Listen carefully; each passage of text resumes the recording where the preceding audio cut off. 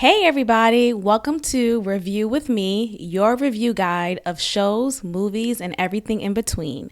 Be sure to click the like button, hit that notification bell, and subscribe to the channel.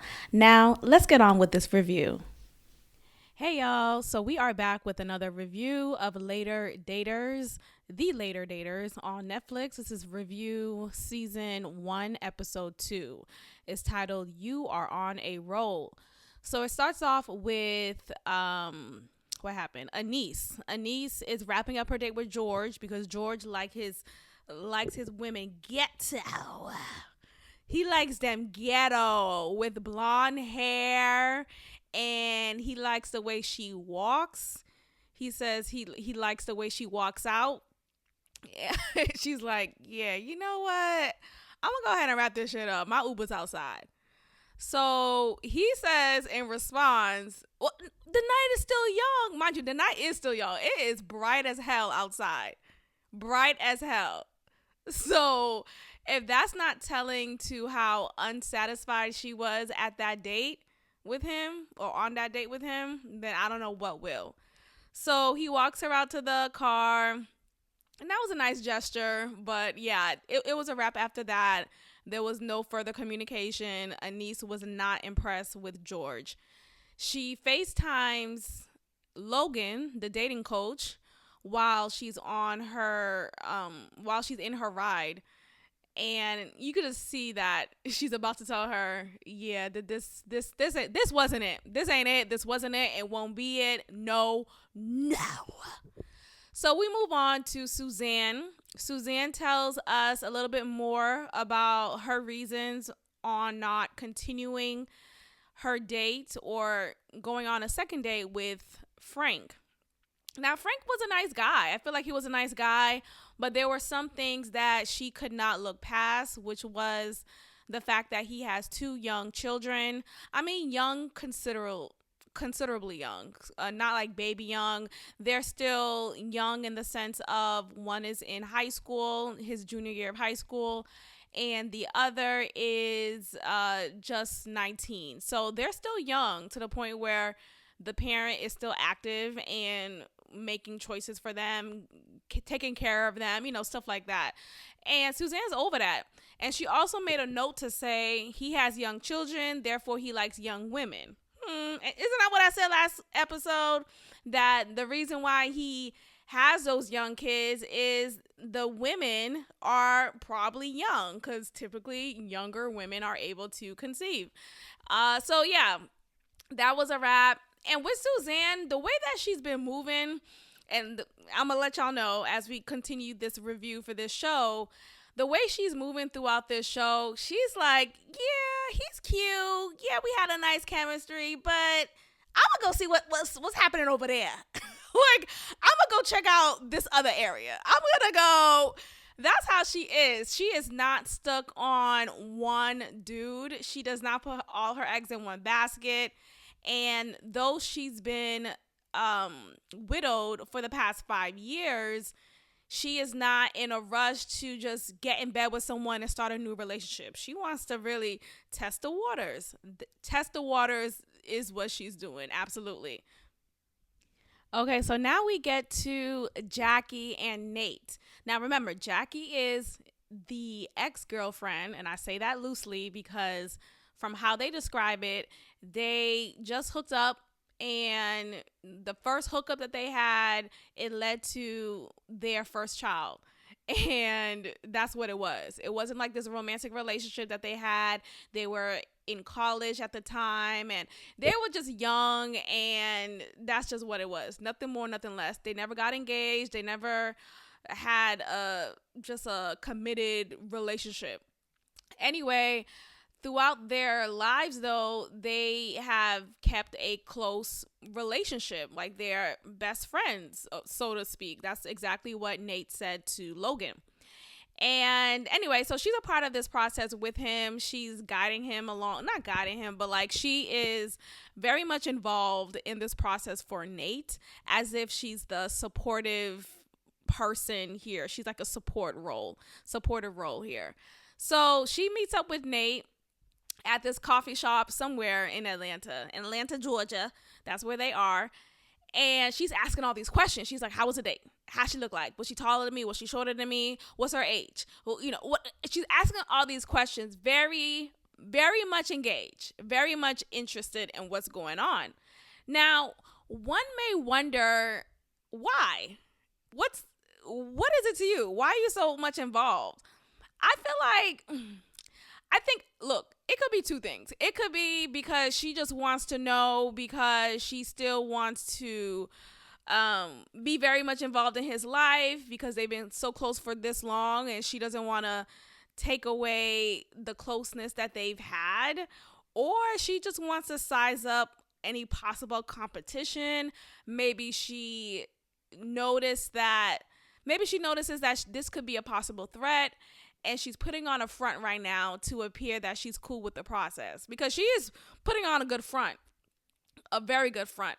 Anyway, Nate doesn't remember anything. He's like, I don't know where he went. I truly can't remember. I guess his memory is poor, and no shame to that, because I'm in my 30s and my memory is just like, what did I wear yesterday? What what am I wearing right now? What panties do I have on? Let me check. Like, I truly don't remember things sometimes too, a lot of times. Anyway, so Nate gets into his reasons on why he doesn't want to be with or have another date with what was her, Latricia. Yeah, Latricia is her name. Look at me remembering that. Okay. And he mentions the whole, she prays thing. Mind you, that was a setup question. It was a setup question because when someone asks you, do you pray? It's typically in alignment with, if you pray, that means you are, a Christ follower, that you take this seriously. And that, I feel like that is something that people ask because they want to know if you're on the same page as them. Because if you're a spiritual person, that's typically not a question spiritual people ask. That's more of a question people who are more of the churchy Bible Belt type of background ask. And I'm just like making a difference between the two, not saying one is better than the other. So please don't come for me in the comments. So he makes that point. And he says how he's the type of person who he goes to church New Year's, Easter, and what was it, Christmas? Something like that. And that's real. That's real. Okay, so now we get back to Suzanne. Suzanne is on a new date. She is dating, she's on this date with this man named Avery. Avery is 59 and fine, okay? But handsome. He has a good set of hair, for his age. And yeah, I feel like he has a good impression. 59, divorced, 10 years single, 3 kids, financial advisor. That's how they listen out like, what are you about? What's your Carfax? Like, I'm 59, I'm divorced, and I have 3 kids. Give me all your money. Give me all your fucking money. Okay, so he was very smiley. When he met her, he said, wow, I love your dress. And just, you could tell that he was impressed by her, which is nice, right? But what Suzanne said in her little one-on-one with us, she said, but where are my roses? She said, mind you, she did not say that to him. She said it to us. And remember what I said in the last episode. A lot of these men, mind you, they're either baby boomers or Generation X, 50 or above. They typically bring flowers to the first date and maybe more dates after that. But that's a typical thing that they do. But Avery said, nah, it ain't gonna be me. It ain't gonna be me. I will not. And mind you, he's seated super lax on this lounge chair. They're at this lounge. There's a band performing. It's a cute little spot, but you could tell it's very lax. And that gave me the impression that Avery's probably a lax guy. And the fact that he didn't bring roses, he didn't bring any flower, he didn't bring a gift, nothing. It gave me the impression Okay, Avery's gonna be someone who you have to remind, hey, I like flowers. Hint, hint. Bring me some fucking flowers, right? Hey, I would love a foot rub right now. Go ahead and initiate that, right? He's the type of guy, it doesn't click, or maybe he doesn't care. It could be either one of those things. Because there are some men who they just don't think about those types of gestures. They just say to themselves, well, look, I show up every night or every day, right? I'm dependable.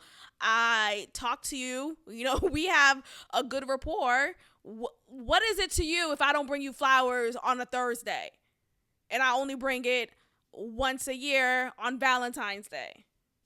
That, you know, there are men like that, and it doesn't make him a bad guy. I don't think he's a bad guy. I don't think he's someone who maybe has ulterior. I don't know. I don't get that impression. But just that moment made me think, he seems to be one of those guys who you have to constantly remind, because either they don't care or they just don't think about those types of gestures. So now we meet Pam. Pam is the bomb.com. I like Pam. I like Pam. I like Pam. Yes, I am Pam, Pam, Pam. Pam is 70 years old, child, and she comes across as if she is 50. Like, she is very young-minded, young-hearted. Not young-minded in an immature way, but very much a free bird. She gives me, I mean, she's 70, so maybe she was, not even maybe, she definitely was around during the love era, hippie, what was that? What was that era called when they were doing drugs outside and it was like a picnic? It was like the white version of a Freaknik. It was MDMA, Nick. That's what it was. Y'all know what I'm talking about. But that, she was around that era. She was married twice. She has been single the past 15 years. Both of her husbands are deceased. So I'm like, ooh, is she a killer? Is she responsible? No, sir. Anyway, so she got custody of her granddaughter when her granddaughter was in 5th or 6th grade, is what she said. Her granddaughter is now in her adult years. I think she's like in her early 20s, maybe late 20s, around there. She is engaged, and she is the one who's accompanying her grandmother, Pam, along this journey. And her goal is she wants her grandmother to have someone in her life who can make her happy, yada, yada, yada.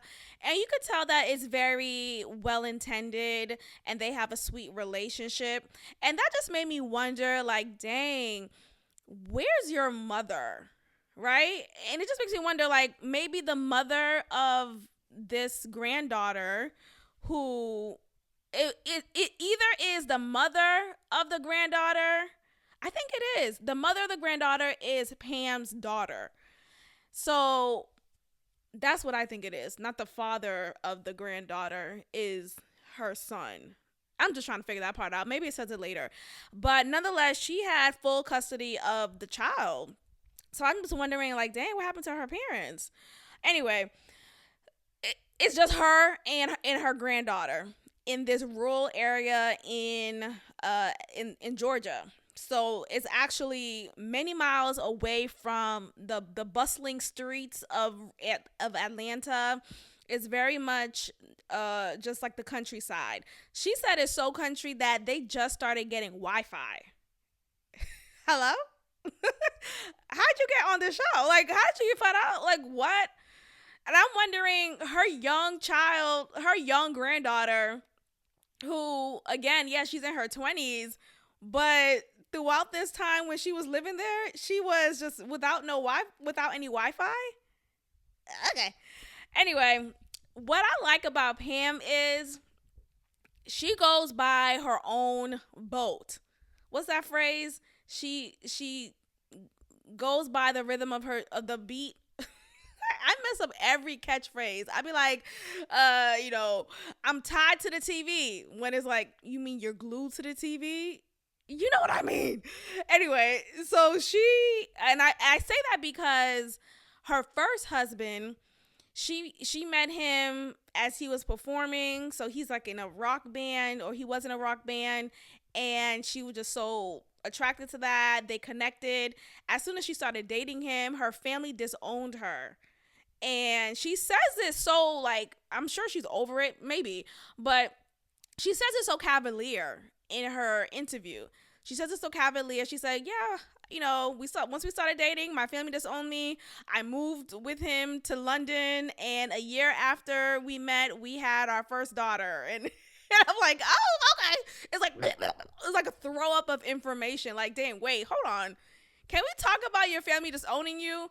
And I was hoping, when I initially watched the show, I was hoping they would have dived more into that. Like, can we just talk about that? Like, that's a conditional type of love.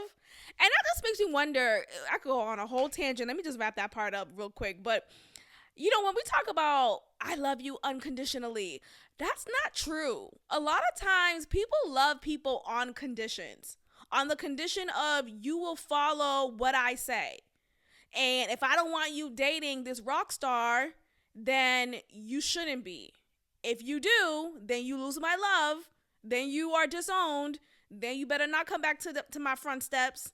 It's just a weird thing. So I oftentimes, when people say that, it's not true. Like, people are not loving you unconditionally. It's a bunch of crock. It's a bunch of, see, another phrase I messed up casually. It's a bunch of shit. But yeah, so she is Pam. Okay, so now we are back with Suzanne and Avery as they are on their date. And remember, Suzanne is a big time dog fan. Not in this, well, she has a lot of dogs, but the college football team, Atlanta Big Dogs. Yep, sorry, not to be offensive to any Atlanta Big Dogs, whatever, or Georgia Dogs. Yeah, I think that's what it's called. Nonetheless, she's a big fan of them. I guess she went to the school when that Herschel Walker championship happened. It's a big deal in the sports world. Please excuse my ignorance, y'all. I'm not really much of a football fan, or stan, or or informant. Okay. Anyway, Avery actually is a Bama fan. Bama. And I'm saying it like I know it, right? But he's a big Bama fan. Alabama is what I mean. And they're like joking, going back and forth. Avery saying how Alabama, they won 19 championships, while the Georgia Bulldogs won just 3. So he's like kind of rubbing in her face. They're laughing about it. It's a cute little moment. And what else happened here? So it's a cute little moment. Suzanne was telling us in her little confessional, like, he's a Alabama fan. Like, girl, okay. Anyway, so now, remember how I told you about the whole Matthew McConaughey thing? So, what's her name? Suzanne came back and brought up Matthew McConaughey. So she's like, well, I'm a big fan of Matthew McConaughey, and I was listening to his podcast. So Avery, he had a good response in comparison to Frank, her last date. Avery said, yeah, I really like Matthew McConaughey, and they're like just kind of bonding on their like for Matthew McConaughey. And look, I get it. Matthew McConaughey, I like him. He's great. He's a great guy. Look, I know he's a great guy. He's a great guy. But he comes off as if he is. As if he is. I don't know him personally, of course. He also mentions how Matthew McConaughey, this is about to be about Matthew McConaughey, but he also mentions how Matthew McConaughey was, he may run for, or they were trying to get him to run for politics in some regard. I don't know, for mayor. I know he lives in Austin, so who knows? The mayor of Austin, maybe that's Matthew McConaughey. You got to switch it up, have a young buck in consideration, because he's generally younger, at least younger looking.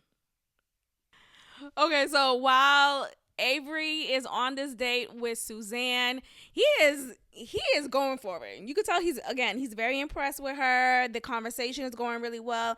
And I think with Suzanne, Suzanne owns conversation. She owns the room. When she enters a room, there's a magnet to her. You're drawn to her. So that's the aura that she has. So typically with people like that, a lot of like people naturally like them, right? A lot of people just naturally like those types of people, and it's not hard for them to be desired or to be well liked in a friend group or amongst men or whatever. So I'm not surprised that Avery's really impressed with her and he's vibing with her. He even says during the day, he's like, okay, so when we go on our next date? So he was like, let's go ahead and play the next one. Can I see you tomorrow? I don't want this to be over. Can I see you again? And Suzanne, being the woman that she is, she takes her time. Again, she is not the one to put all her eggs in one basket. So she's like, look at you already asking me. Like, Suzanne, go ahead and tell that nigga yes. Tell that nigga yes. Okay, so now we cut to Anise is now meeting with her daughter. I forget her name. Sorry. Again, my memory. She meets with her daughter to recap her date with George. And Anise is giving her daughter the play-by-play. She starts off by saying, what I liked about how Anise is breaking it down, she's not immature about it. Like, she's not immediately like, oh, this guy was, ain't shit. And it'll be alarming if she was like that, considering her age, right? But she starts off with compliments, saying how, okay, I walked in, he had flowers, he has this beautiful chocolate skin. She even said she liked his name, George, because George was the name of her first boyfriend, like in first grade, she said. So, like, wait, why do you even know that or remember that? So she then tells her daughter that she would assume, or she presumed, that he probably was nervous during the date because he said a lot of things that was probably like nervous energy. And I didn't even consider that. I did not consider that to be the possible reasons why he said some of the things that he said on the date. So she gave her daughter some examples of what he said. How he, so when Anise asked him, oh, do you have any children? George says, I have one son, but that's, and so Anise says, oh, you only have one child? And then George says, only one that I know of. And like, that's funny to me. That's funny to me. But some people who are not of that same energy, of not that same mindset, that's a different type of energy. They may see that like, okay, what's wrong with you? I would have been laughing like, okay. Guess you got 5 kids around. Like, that's me. I would have handled it like that. Then she told her daughter other examples, how he asked her, did she get any work done? How he likes his women ghetto. And, if you put on a blonde wig, that's gonna, man, like, he loves a blonde wig and a ghetto attitude. So now Anise's daughter's like, ghetto? What do you mean by ghetto? Bitch, cut it out. Look, I get George saying that, and him, obviously he meant that. And it's fine that was not Anise's cup of tea. It wouldn't be mine either. Even though I could like joke around in that moment too, I wouldn't consider him as an option. Okay? But let's keep it a buck. You know what ghetto is. You know what ghetto is, Anise's daughter, whose name I can't remember right now, my bad. You know what, popping your gum, cussing up a storm, walking in with a stank walk. You know what ghetto is. I hate when some black people be like, ghetto, whatever do you mean? Like, girl, I know you from the Jack and Jill type of black bourgeoisie era, but you know a ghetto person when you see one. You know a ghetto girl when you see one, especially, you know what that means. I was gonna go in on a whole story from my childhood, but nonetheless, people like to act like ghetto is this foreign word. Whatever do you mean? Girl, ghetto. He likes his girl ghetto. So we get back to Avery and Suzanne, they wrap up their date, and who, of course, joins them? Allison. That's the daughter's name I remember. Child, Allison with her creepy smile. Hey, Allison, are you okay? Hi. That's Allison. So she walks in telling Avery that I'm Suzanne's daughter. Obviously, are you just a random woman that came in? So she comes in. What I noticed though, she gives Avery a hug, but the last date that Suzanne was on with Frank, she didn't give him a hug. She gave him a handshake. So I guess something about Avery, she felt more comfortable. I don't know. That was an interesting catch I noticed.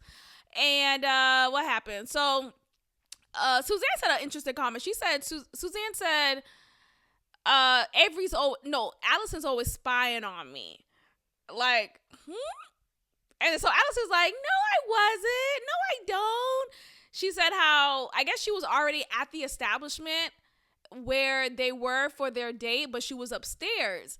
And maybe Suzanne noticed her daughter was looking, or she noticed her daughter was already there. And maybe that was why she said what she said. But that made me wonder, like, why are you saying that? Like, so that's what I'm saying. I feel like with Allison, I think she is the type of child, and yes, she's an adult, but she's a child of hers. She's the type of child who is very attached, very clingy to her mother.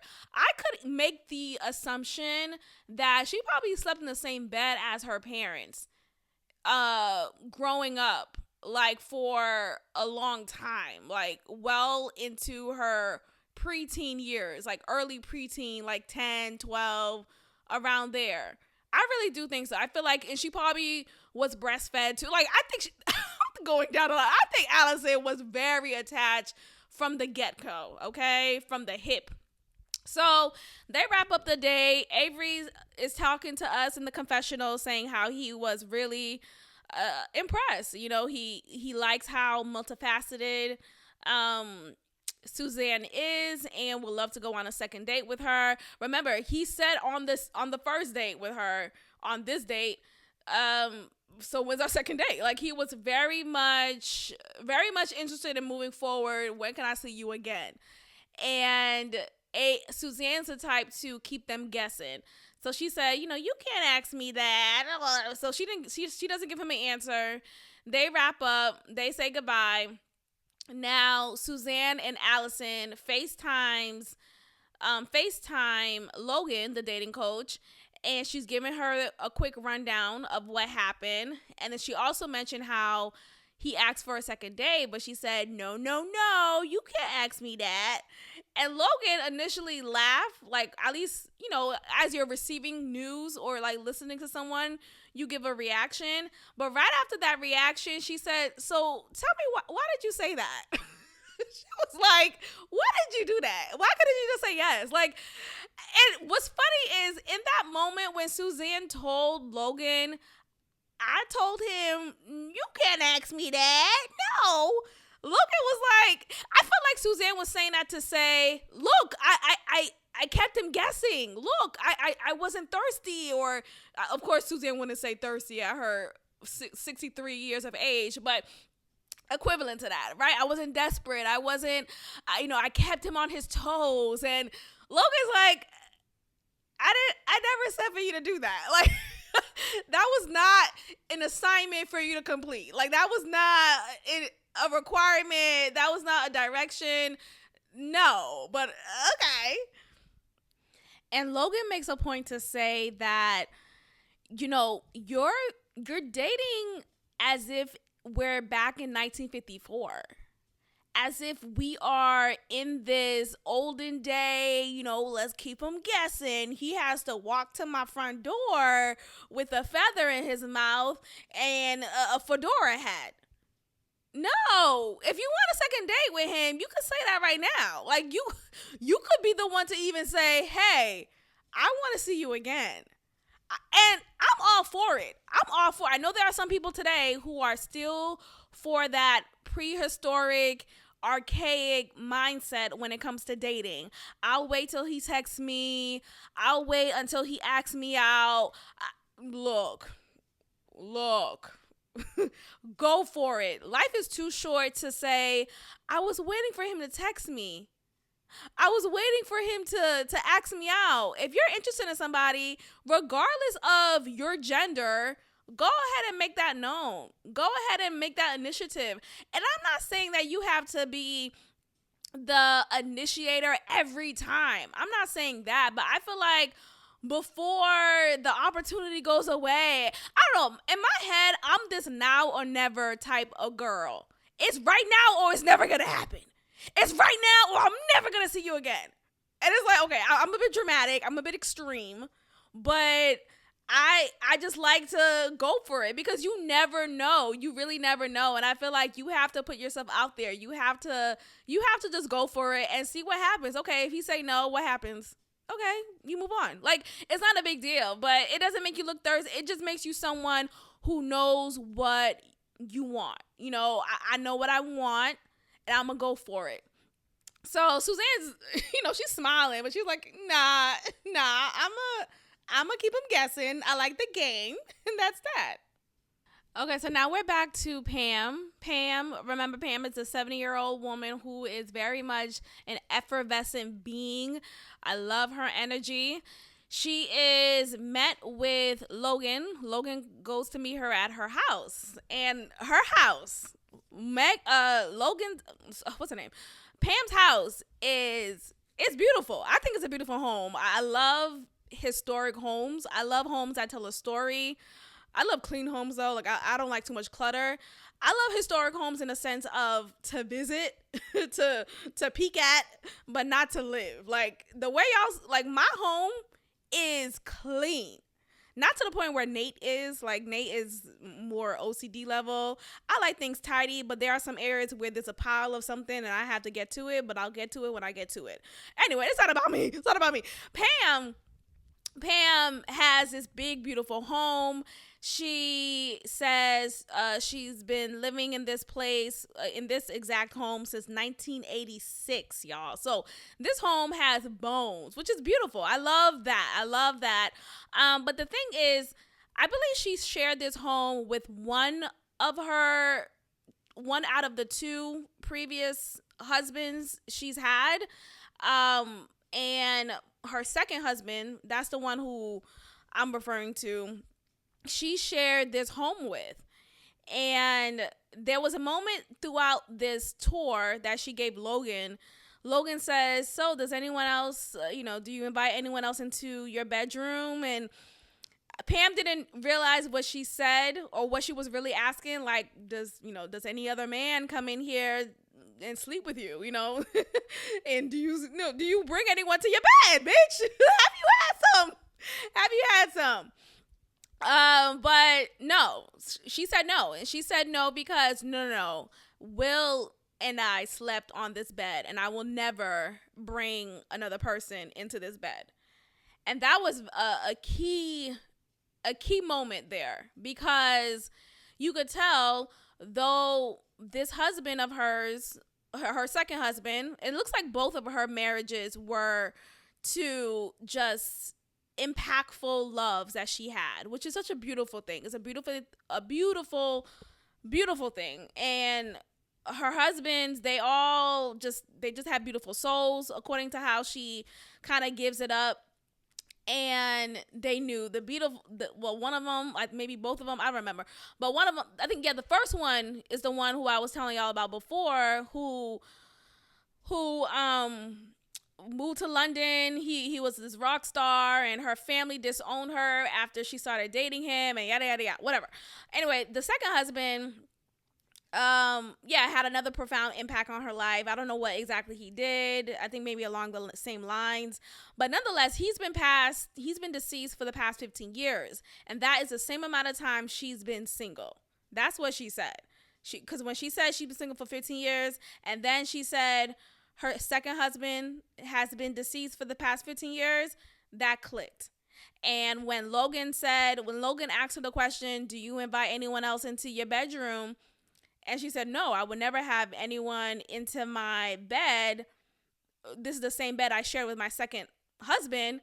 That clicked too. And what that clicked was this woman here, Pam, is not, I wouldn't say over the past, but she hasn't moved on. She hasn't moved on. And Logan made an interesting comment. She said, your home, though it's a beautiful home, is basically a shrine to the past. It's a shrine to these memories.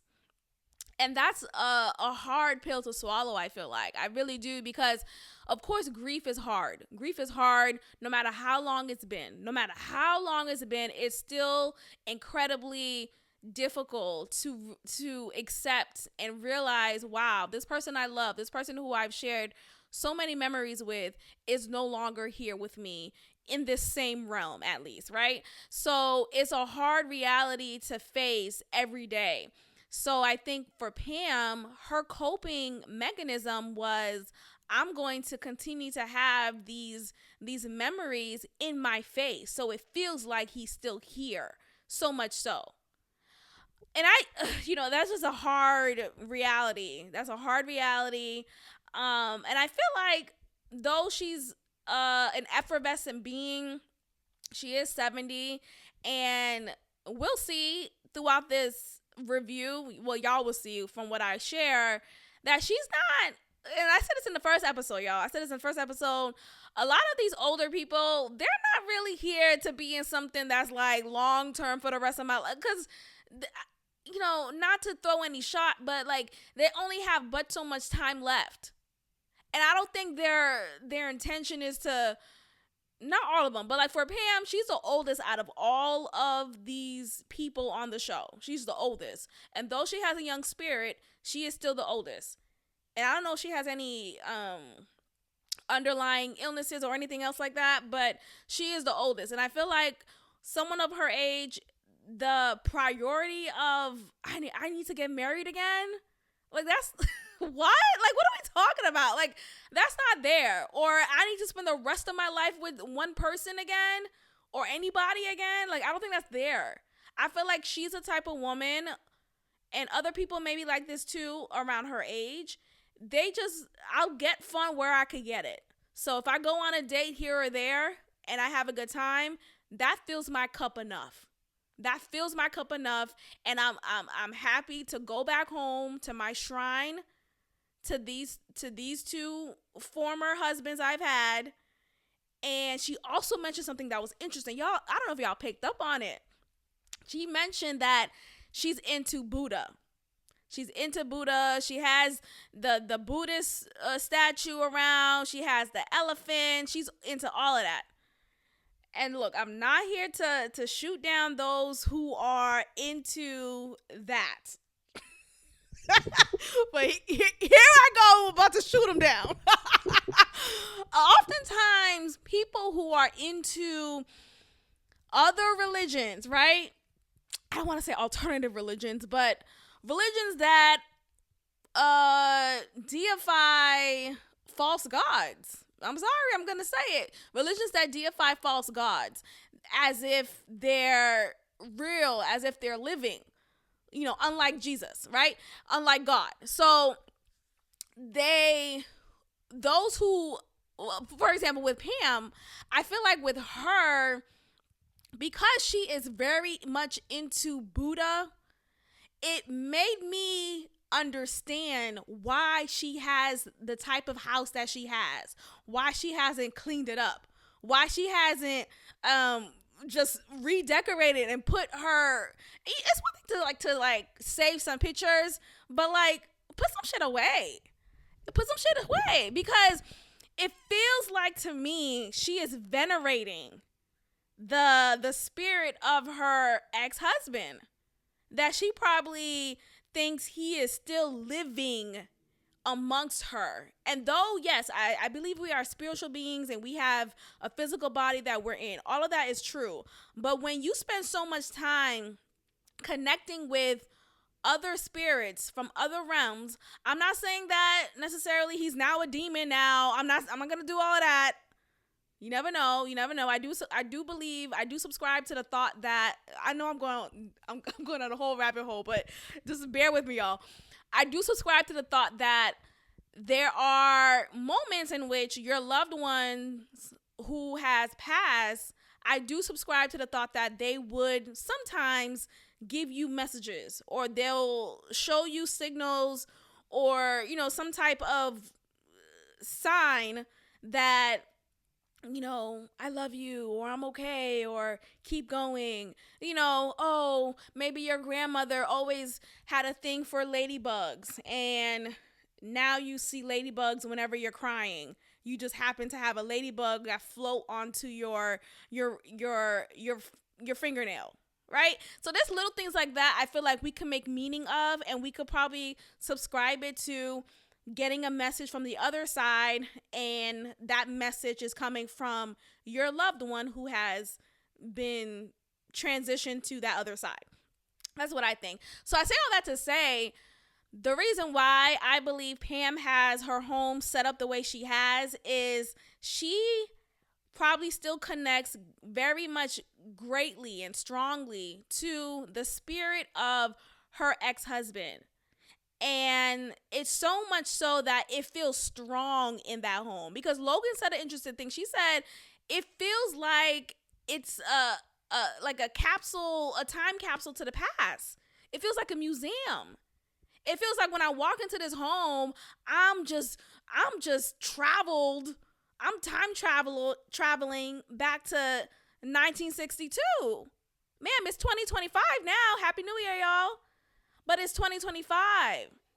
And this is real, but I believe it's primarily because she is very much into Buddha, and with that religion there is a strong correlation to venerating loved ones who have passed. Please forgive me in the comments, y'all. Please don't come after me. I'm not trying to do anything, y'all. But I'm making a point here. That is the reason why her home looks like a museum. Okay, so now we are back with Anise. Anise is preparing for her next date. She is dressing up, and she's in her room at her house, and her daughter, whose name, I don't know why her name is just, Dewan, I don't know how you say it. I don't know if I'm saying it. It's Dewanda. It's DW.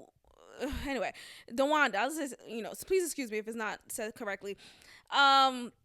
She's like guiding her mother as she is trying to figure out what she wants to wear on her feet for this date. Anise is wearing this jumpsuit. Again, Anise's body is tight, is right. And for her to be in her age of 62 and looking the way she does, okay, girl, all right, you flexing on them. But something that I noticed that she said in this scene that confirmed for me that she had her breast done was when her daughter said, "Okay, mom, you look great. I mean, you have the boobs, you got the ass, you got the gold on because in her jumpsuit, gold was like the color that was primarily there." Or around, whatever. What happened? So, and then Anise said, "Oh, don't hate on the Supremes." Now, those naturalistas out here, myself included, I've never called my breasts anything else but my breasts. Unless I'm saying titties, right? But other than that, it's not called Supremes. It's not called Thelma and Louise. It's my breasts. It's my titties. That's it. So that is typically a language that is used for those who have fake boobs. And it's not okay, whatever. It's her body, her choice. I get it. It's fine. It's totally fine that she has her breast done. But I'm just making the clarity here, the distinction here, that her body, though it's tight and right, is not all the way natural. And I'm just making that point not to shoot her down, but it's to uplift other women who are around her age range, or even other women who are younger, who may feel less than, right? If they're, I know we shouldn't compare ourselves to other people, but that's oftentimes what we do. And we have to be active in not doing so. But when people are looking at a woman like Anise and they're noticing, wow, everything's tight and right. And she says she's so into fitness, and though she is, from what she tell us, she is, and from what we see in different scenes, she is working out often. Though that could be true, in addition to that, she has her breasts done. And that plays a major factor into why her breasts look the way they do. It's not because she's doing 10 pull-ups. No, that bitch ain't doing 10 like, not to call her a bitch, but come on. She's not doing 10 pull-ups. No, she got her breasts done. Her titties are done. They're called the Supremes. Okay? And that's just the point of what it is, because we have to differentiate between the two. People get so caught up in, I don't look like her, or I wish I looked like her. They get so down on themselves because their body is aging, because that's what you do when you get older. You age. We're in a body. We're in a physical body. And we tend to feel bad about that. We tend to feel less esteemed about that. And it's just a horrible way to go about life. Especially with social media being what it is, we are quick to compare ourselves and feel inadequate. And I don't want that to be a continued experience for people. I really don't. So the many times I have to point it out, I will point it out. And it's not to shoot down Anise. It's really to help out those who compare themselves to women like Anise. Okay? Thinking, oh wow, look at her, she's eating everything right, she works out often, she looks so much better than me, I wish I was better, I wish I was, and sure, maybe you can make lifestyle changes too, not to take that away. You could make lifestyle change. You could put down the roll. You could put it down. This is your third roll today. You could put it down, but her making lifestyle choices or changes is not the only reason why her body looks the way it does. It's also fake. We live in this filtered ass society, and we think that if we don't look like that filter, then we're not good enough. When it's fake. It's fake. And I'm just saying that to love. If that's a word for somebody, go ahead and hit the Cash app. If that's a word, hit the Cash app. It's in the description box. I also say here, BLT Pod #1. BLT Pod 1, okay? Because I think I needed to hear that. I needed to hear that. Okay, let's get on with this. So Anise is on a date with who? Nate. Which is funny because typically, like, the main characters of the show don't date each other. They're dating, like, supporting characters. So to have two main characters of the show go on a date together, like, with each other, I thought that was an interesting move. But this ain't gonna work out because let's just get into it, okay? So Anise walks in looking great. Again, looking great. That whole speech I gave y'all before is not to shoot down Anise. I'm just trying to, I just want to re-emphasize that. I'm not trying to shoot her down. I'm trying to uplift those who struggle with comparison. Stop comparing, because oftentimes when you compare yourself to other people, it's on false pretenses. It's a filter. It's a BBL. It's fake boobs. Like, it's not real. Okay, anyway. So Anise is on this date with Nate. Nate greets her with flowers. Really nice. They actually match really well on this day. Like, literally color coordinated. Even the flowers color coordinated. It was a beautiful aesthetic there. It's for the aesthetic. So immediately Anise sits down and she says, so you're in your 50s. Oh, okay. And I'm like, okay. And honestly, it felt like Nate was a little boy in that moment. It felt like he was like, yes, I'm in my 50s. I'm 56. I'm 56. It's like, I don't know, the way that he was smiling, the way that he was seated, he was like basically off the chair. Like, he was on the edge of the chair. He wasn't really relaxed. It felt like he was this alert little boy trying to appease his auntie. You could just automatically tell there would be, and there definitely was, no sexual chemistry, nothing like that. And yeah, so that's that. Anise mentions, how do you, well, I'm in my 60s. How do you feel about dating an older woman? Nate says that he never dated anyone older. This will be a first time. And that was an interesting moment there because, yeah, she's a beautiful woman. She looks good. But Nate, yeah, it's going to be a no for me, dog. Like, Nate is not trying to date someone who's of her age. And I just feel like it's because when you see them on this date, you just didn't sense a romantic chemistry. You didn't sense a date of romance between potential love interests. You don't see that. You see a little boy trying to appease his auntie.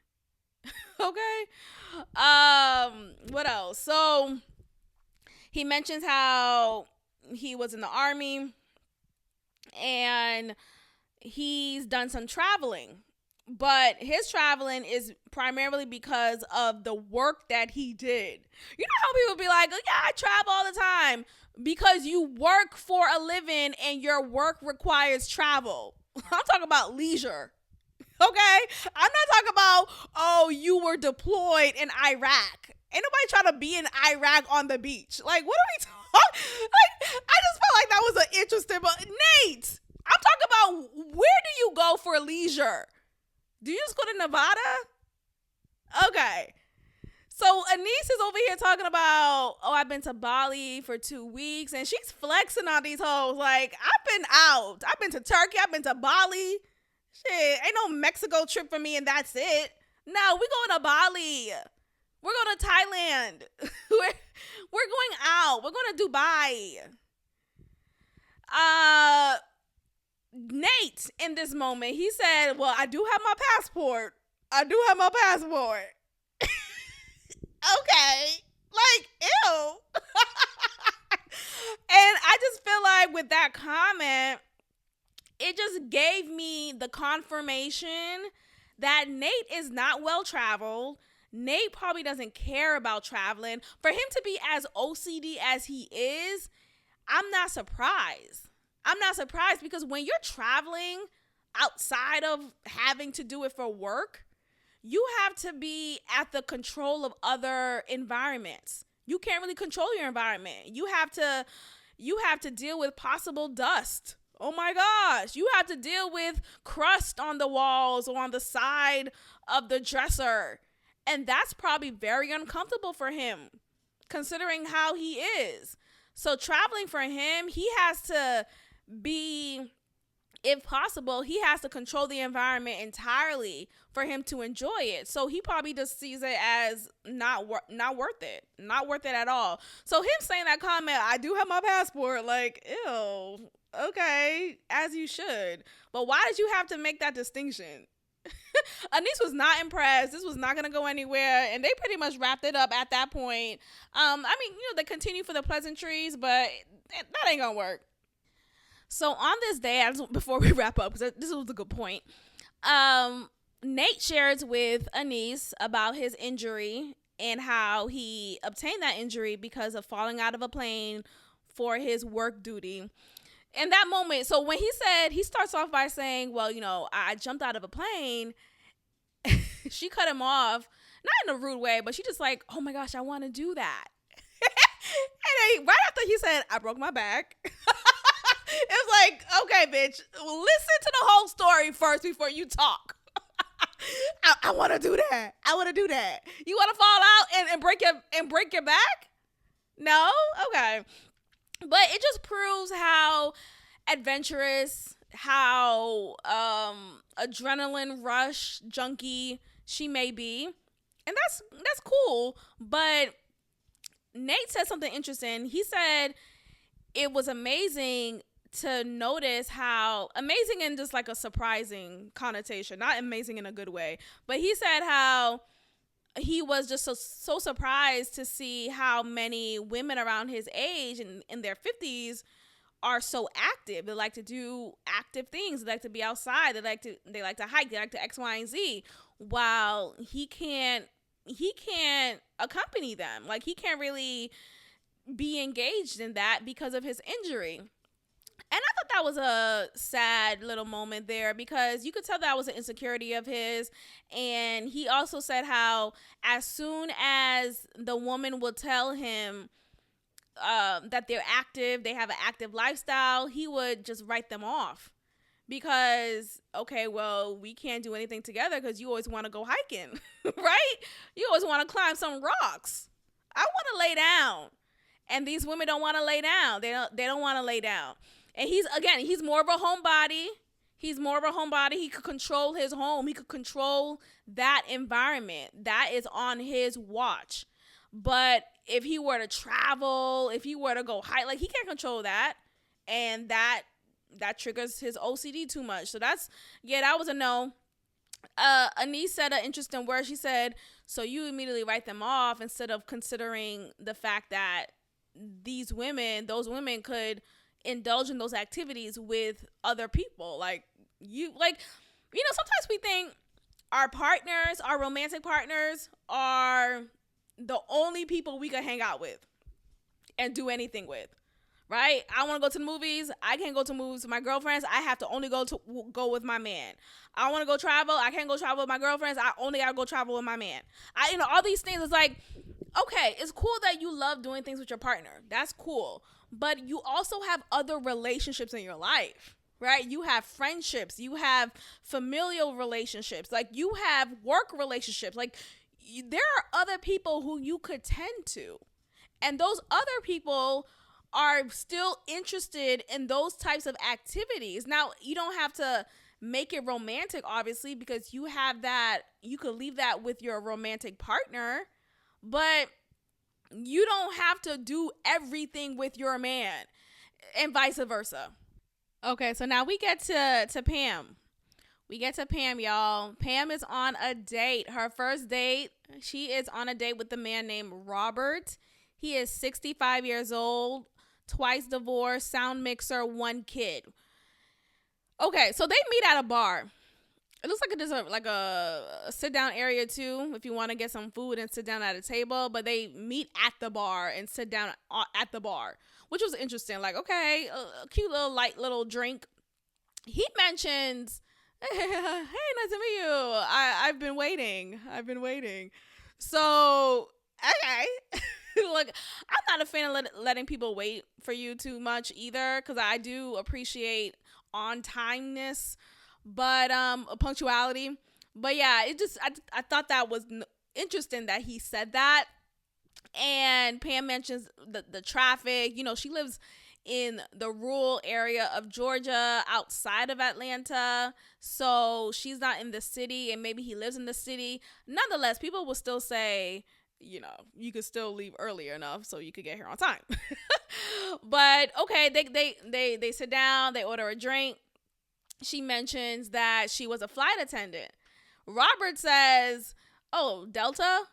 And I wonder why he immediately said Delta. Is Delta like primarily stationed in Atlanta? Like, was that like an obvious question to ask? I don't want to shoot him negatively with that, but okay, why'd you instantly said Delta?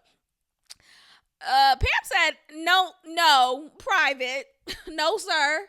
I was a flight attendant for a private plane, Warren Buffett. Private. Specifically, she said his name, Warren Buffett. Like, please, I'll check you right now. It was a private plane I was flight attending. It was a private plane I was tending. The fuck? Delta, ew, like, what's that? That was Pam's attitude. Like, no, private, Warren Buffett, private. Okay, bitch. Okay, Pam, you better flex on this man. So Robert says, oh, I gotta watch what I say. Because I guess she said something about like government, whatever. And she's like, no, more so when I did some work with the refugee company or whatever, or like escaping refugee, you know what refugees are. And sorry, I feel like I'm sounding super uneducated right now. Y'all know what I'm saying. I hope y'all are getting it. But she says, No, I had some stories about refugee work that I did. And I don't know if she meant she was a flight attendant for a refugee airline or company primarily. I don't know, but that was an interesting little comment because right after that she said what she said, "Oh, that's why I'm mad at that's why I'm mad at the country. That's why I'm mad at the country." And it brought me to like, ooh, Pam is my type of girl for real.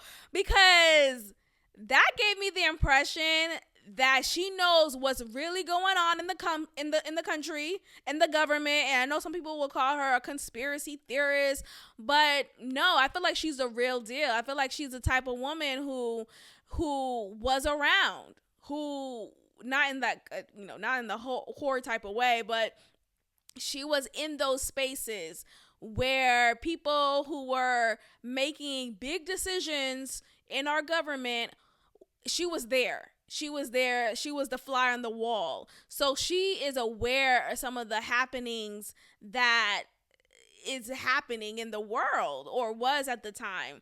So yeah, her comment when she said that, I was like, "Ooh, I want to hear more." But Robert's reaction was not like mine. Robert seems to be very straight laced, very much, take the vaccine, you'll be fine, type of guy. If you know, you know, right? Just follow what the media tells you. The media is always right. CNN type of guy, like, okay, like not much of a fight the power type of guy, just straight lace. I don't want to ruffle any feathers. You told me to take this shot, right? I feel better. I won't get the virus anymore. that's him. That is Robert. And immediately no. Immediately no. Because Pam, like I said, she's very effervescent. She's very light. Goes by the beat of her own drum, right? She's very much like that. And for her to say that comment that when she was working with refugees, she saw a lot of things that led her to feel mad at the country, at the world that we are living in. And that told me all I needed to know. So if you know, you know. If you know, you know. So we hop back into the date between Anise and Nate. Anise, no, Nate says he's a homebody. Did I say that? He's a homebody. He said verbatim that he's a homebody because Anise asked him. That's what I was gonna start off. Anise asked him, "What do you do, for fun? Like, what do you do for fun, nigga? What, hello?" He says, "Nothing. I'm boring." Yeah, it ain't gonna work out. Yeah, and I appreciate the honesty. I appreciate the honesty that's being shared on this date between both of them because right after that, Anise said, I've been on dating sites and whenever they would list that they're homebodies, I would immediately swipe. Swipe to say no, right? Whatever that's left or right, she would swipe because she's an active person. She likes to have fun. That's not her personality. I don't want to sit down on the couch again. I don't want to. Can we go out? And Nate, I feel like he wanted to save himself. He said in that moment, he said, well, looking the way you look, if you want to go out, I'm going to be right out with you because you look too good to be out by yourself. And it's like, nigga, okay. I get the joke. And I even get that sentiment, but I also feel like that's not long lasting. It's not, because eventually what would overtake you in that moment, despite her always looking good, because she's always going to look good. She's always going to look tight and right, outfit banging, booty out, like not booty out, but booty punctuated is his introvertedness. That's what's going to, like his natural self, who's a homebody, who's an introvert, who is just more comfortable in his home where he can control the environment. That's where he's going to be most of the time. So maybe he'll have 2 occasions in which he'll accompany Anise outside, but he's not going to be much of a fun sport outside. He's probably going to be annoyed. He's going to have an attitude. He's going to be a good company. And Anita's gonna be out here like, you shouldn't even come with me. So it's gonna be terror. It's gonna be terror at that point. And I'm glad they both realized it and was like, yeah, it's gonna be a no for me, dog.